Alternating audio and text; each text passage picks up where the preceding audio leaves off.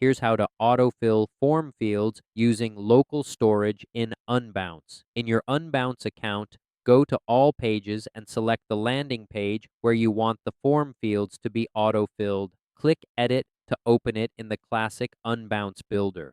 Inside the Classic Builder, scroll down to the bottom panel and click on the JavaScript tab. Then click Add New JavaScript. When the new script window opens, give your script a name, for example, autofill form script. Set placement to before body end tag. This ensures the script runs properly when the page loads. Next, copy and paste the autofill script provided by Unbounce support into the code box. You don't need to modify anything. The script is already configured to save and refill form field data automatically. If you're following along with a tutorial video or guide, pause it and make sure to copy the entire code exactly as shown.